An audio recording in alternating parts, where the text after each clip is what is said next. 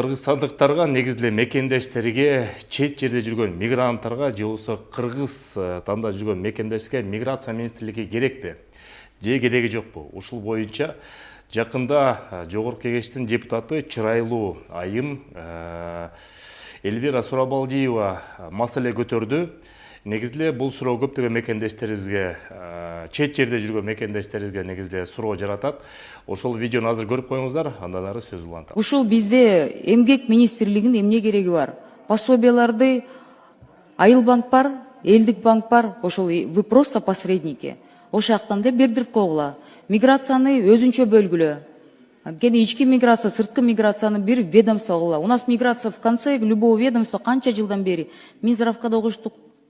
Тияка бияка кошуп атасың, аянда хвостик менен калып атат, каралбай атат да. Ошондуктан эгер моундай раздутый ведомство, эң жөнөкөй мыйзамга жардам бере албасаңар, анда полномочияңарды бергиле эки банкка. И все, посредник болбой.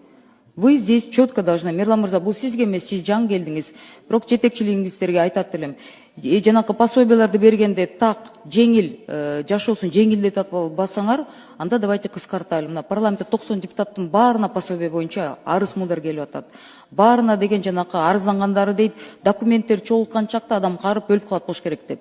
Ошонун баарын сможете реформировать? Вы же с финансами работали, вы профессиональный, опытный финансист. Я прям именно к вам обращаюсь. Разберитесь, там у вас такой бардак.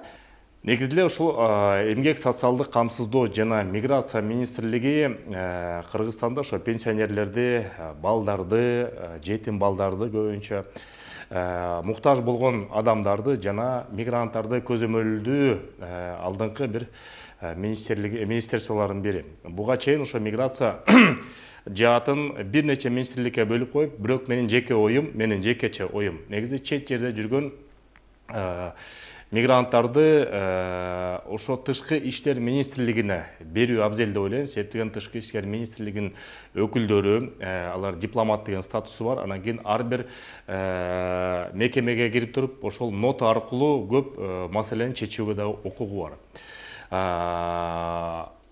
Болгон деле элчиликтин жана консулдук бөлүмдүн штатындагы көбөйүш керек.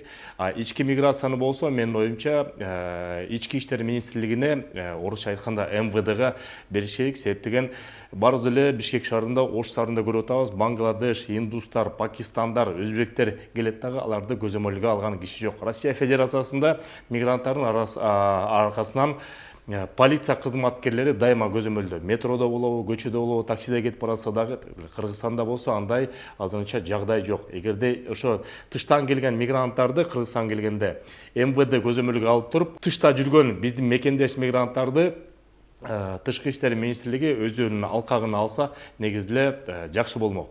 Жакында эле ошол Эльвира айым Россия Федерациясынын Кыргызстандагы элчиси Сергей Иванович Вакунов менен жолугуп, ошо мигранттар жөнүндө, биздин мекендештер жөнүндө жеңилдетип бергиле, стратегиялык өнөкпүз, Евразия экономикалык бирикменин өкүлдөрүбүз деп бир сыйра жолугушунда, расмий жолугушунда суранып кетти. Менин оюмча жыйынтык болот деген ойдойбуз.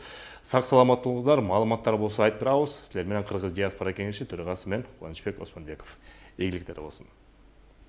Урматтуу мекендештер, Кыргызстанга барыбыз эле тыйын которобуз, бирок ошону утуш менен которуңуздар. Компаньон банкы 1 миллион сомду акция катары уюштуруп жатат. Ондогон техникалык белектер жана утуучуларга 100 000 сомдон байге катары 20 марттан баштап 30 июнга чейин акцияга катышууну чакырып жатат.